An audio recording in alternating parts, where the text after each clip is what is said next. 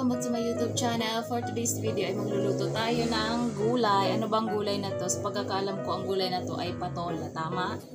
Kung mali, comment kayo kung anong gulay to, guys. Pero alam ko patola to, malaki lang siya, diba? Ay, parang kasing laki ng mukha ko, diba? So, yung isa na ito, guys, bali dalawa to. Binigay lang sa amin to. So, yung isa, binigay ko rin kay nanay. Mas malaki yun.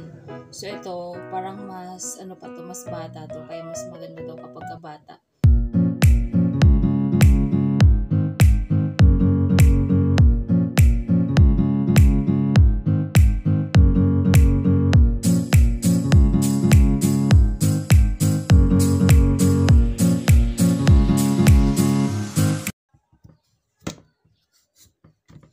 Ayan, so tapos na natin itong kabilang part. So alam nyo guys, sobrang saya ko ngayon kasi natanggal na yung kati-kati ko sa kamay. Gawa na kapag naglalaba, nagagamit tayo ng sunrock. So sobrang saya ko dahil natanggal na siya dito guys. Kasi kapag nagbabalik kasi ako ng mga ganito, yung may mga duga-duga. Tapos meron, kapag may eczema ko, sobrang nangangati ka agad itong part na to. Kasi dito ako merong eczema dyan sa part na yan. So natutuwa lang ako kasi wala na siya and maayos na ang mga agalaw. Ang hirap talaga kapag sensitive yung balat ano.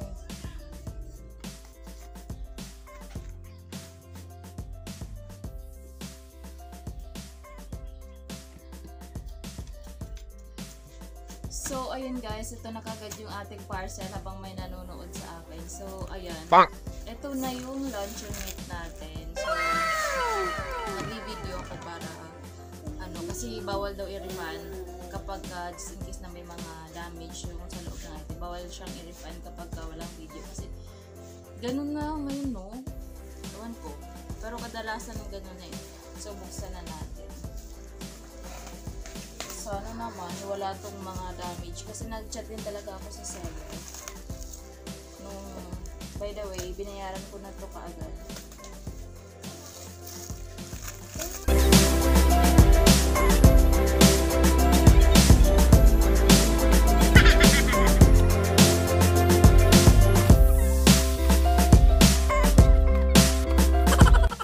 Isa-isahin natin kung wala ba siyang ipe. Okay, one. Ang ganda nila talaga ng packaging ng ano guys, ito yung takip niya. May takip na siya, meron pa siyang another takip na ganito para hindi siya siguro ano dito. So yan yung isa sa mga nagustuhan ko kung bakit ako umorder nito. And alam niyo guys, ang sarap talaga ng lasa ng luncheon meat na to. Ayan, so bale half box yung in-order ko nito. 12 pieces to lahat. Ang kanyang expire date ay 2026 pa guys. So ayan, sulit na sulit magbebenta natin kung sakaling gusto niyo magbenta. Hindi ako nito guys, hindi ako nagbebenta nito guys ha. Nag-order lang din ako para ibenta ko dito sa tindahan. Ayun. So proceed na tayo. Chine-check ko lang isa-isa. Tapos magde-display ako nito sa tindahan. Ito merong konting yupi lang pero ano naman siya, hindi naman siya halata. Sobrang liit lang. Ito meron ding konti pero hindi naman siya halata. Kaya pang anhan. Kumbaga okay pa naman sa all right. And okay pa din naman siya. So, ayun, sobrang thank you kasi wala siyang ano. Sobrang dami. Yung iba kasing mga umu-order nito, yung mga nagre-rate, talagang na ano na yuping-yupi na lumalabas na yung laman sa ano, lumalabas na yung laman. So, eto, sobrang okay siya. Kasi nag-chat talaga din ako sa seller. Kaya kayo guys, kapag umorder kayo sa online, mag-chat ka agad kayo sa seller. Mag-chat ka agad kayo sa seller, lalo na kapag nabayaran nyo na. Chat nyo na kaagad sa seller. Kasi nagre-reply naman sila. So, ina-display ko lang ito. So, ayan lang. Alam nyo guys, hindi ko alam kung kailangan pa ba itong i-share o hindi ko alam kung alam nyo yun, kung sasabihin ko pa sa inyo, pero kalaman na rin to para sa lahat na lang din to. Awareness ba? O ganun. Pero alam nyo kasi, nakakainis lang talaga minsan dahil, alam nyo yun, naranasan nyo na ba yung may manghiram sa'yo na Alam nyo guys, nai-stress ako ngayon. Hindi ko alam kung sasabihin ko pa to sa inyo. Pero, ang sakit sa loob, ang sakit sa puso, bakit ganun sila? Alam niyo yun, yung tipong hindi ka nga nangungutang. Alam niyo kasi dito sa probinsya, marami mga lending company na nagpapautang. Ganyan-ganyan, etc. Halos lahat ng mga, basta kadalasan sa kanila guys talagang may mga lending company na inuutangan. So ako naman, hindi ako talaga umuutang sa mga ganun kasi nga, alam ko masakit siya sa ulo, tsaka walang kasiguraduhan kung example na mangutang ako, baka mamaya wala akong pambayad sa kanila. So yun na nga, kaya hindi ako nangungutang.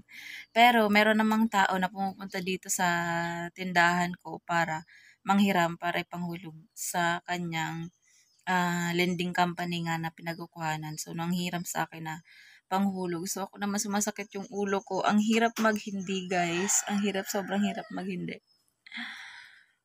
Whew. Hanggang ngayon iniisip ko pa siya kasi hindi lang naman siya once, palagi na siyang nangyayari, palagi na niya talagang ginagawa. So, ako, naiinis ako na, alam niyo yun, nakukonsensya din naman ako kung sakaling hindi ko siya mapahiram kasi paano na nga yung lending company niya. So, yun yung iniisip ko na, hindi nga ako nag-lending company, hindi nga ako nangungutang kasi nga ayoko ng obligasyon. Tapos, ito naman siya, lumalapit sa akin para humiram ng ganito, pang-renew, panghulog. Ang sakit sa ulo. Nakakainis, hindi ko natuloy alam talaga kung paano ako lulugar. Alam niyo yun? Nagigets niyo ba guys? O sino yung nakaka-relate sa akin dito? May ganun ba? Ganun din ba sa inyo? Sino makaka-relate dito na manunod sa akin? Ano ba? Ang sakit sa ulo talaga, sobra. Ang hirap kasing mahindian. Alam niyo na yun guys. Sobrang hirap mahindian. Merong mga tao tayo na mahirap talagang hindian. Mahirap natin silang mahindian. So, yung ginawa ko, pambili ko pa ng stock dito sana sa tindahan. Pinahiram ko muna sa kanya kasi sinabi niya na ibibalik niya naman daw kaagad. Pero syempre, hindi natin masasabihin kung mababalik ba natin kaagad or once na kasi siya na pumalya na sinabi niya ibabalik ka agad kinabukasan pero hindi niya na gawa yun. Tapos umulit na naman ulit. Eto ay kanina lang umulit na naman na manghiram na naman siya ng ano nga daw pang renew ganyan. So inisip-isip ko. Ang dami pa niyang hiram. Alam niyo guys, hindi naman ako madamot kapag ka meron. At saka alam ko naman sa sarili ko na hindi ako madamot.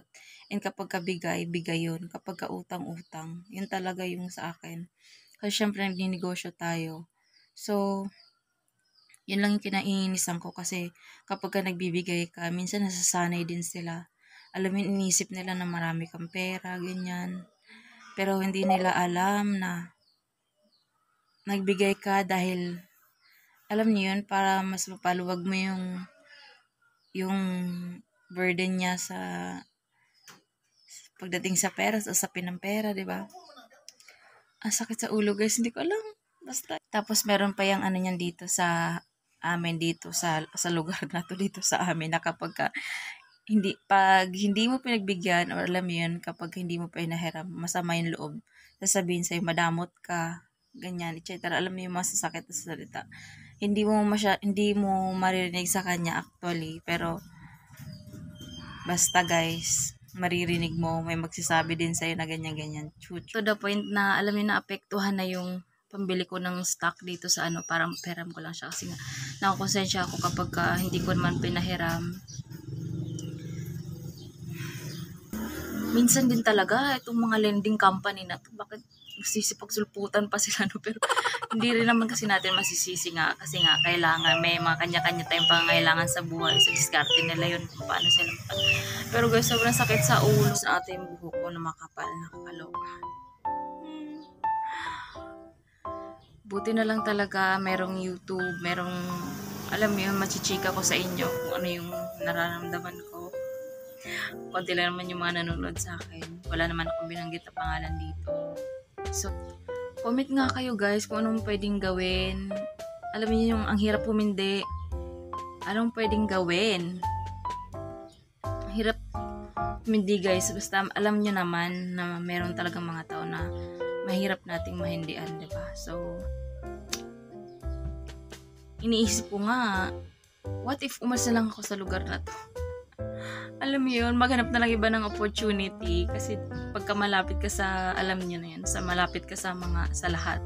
Talagang kapag hindi mo silang pagbibigyan, talagang masama yung loob nila. May masasabi sila yun, merong masasabi sa'yo, madamot ka, ganyan. Yun yung reality guys, yung sabi ko dito kung ano yung reality, kung ano yung nangyayari sa buhay ko. Kasi Trisha Beltran life naman ko. Nalulungkot lang ako kasi hindi ko sa kanya madirect. Alam niyo yun, kasi yung nangyayari kasi palaki na ng palaki yung inuutang niya sa akin. Na sinasabi niya, ibabalik na bukas, ibabalik pagka gantong ibabalik naman daw kaagad. Pero kasi, baka mamaya dumating yung time na hindi niya na maibalik dahil nga malaking amount na yung hiniram niya, diba? Alam niyo naman, pagka pera na yung pinag-usapan, tsaka ang hirap kumita ng pera ngayon. So, yun yung iniisip ko, paano kapag, syempre pambili ko ng stock yun, pambili kasi ng sigarilyo, pambili ng yosi yung pinaram ko sa kanya. So what if hindi niya mabibigay kaagad, diba? Hindi niya mababalik kaagad. So paano na yung pambili ko ng stock ko? Diba? So ako pa yung tindahan ko pa yung magsasuffer dahil sa ginawa niya.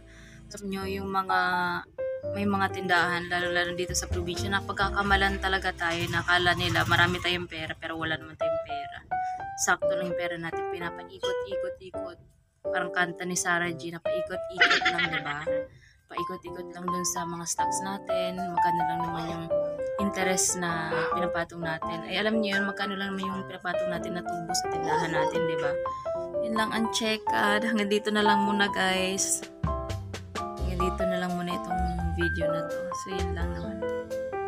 Wala talagang gagana-gana yung araw ko ngayon. Tignan na yung itsura ko. Oh, yan. Hindi na ako kasi kagabi, sobrang ginaw. Tapos, ewan ko. Basta wala akong gana ngayong araw na to mag-ayos. Ayan, medyo magulo pa yung buhok ko kasi umiga ako naman. Ayan kasi kanina, ang aga. Ang pangit kasi kaagad ng umaga kanina. Ang oras kasi aga-aga. Nahihiram na kaagad na laki-laki pa ng amount. Kakaloka talaga.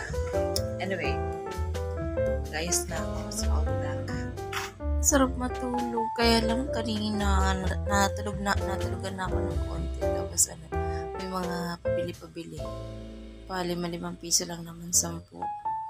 Ayun na, natanggal na naman yung antok ko. So ngayon nagpahiga-higa ulit ako. Ang init pa naman.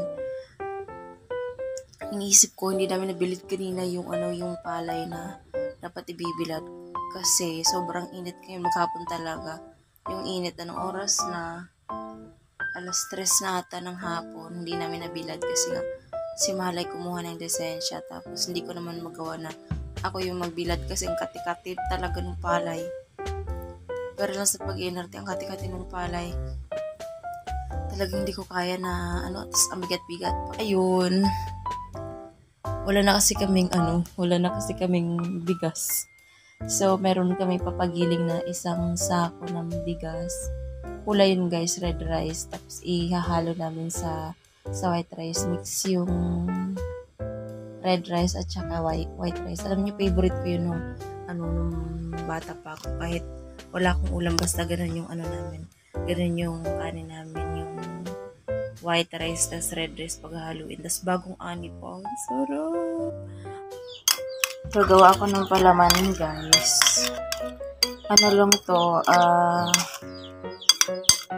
mayonnaise at saka ketchup. Mag-iinit ako ng tinapay. Tapos, lalagay natin to siya. Yan, ito yung binili ko sa Shopee. 12 pieces yung binili ko nito. Kasi masarap siyang palaman. At saka, pang-ulam na din sa kanin. Bango talaga niya. Gusto ko yung amoy niya. Kaya napabili ako ng 12 pieces nito kasi sobrang gusto ko yung amoy niya. Tsaka malalasahan mo talaga yung niya, yung meat niya. Kape tayo guys.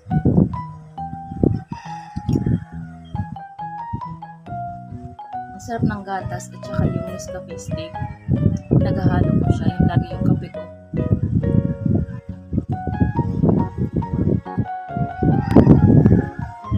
Maliligo ako nito after para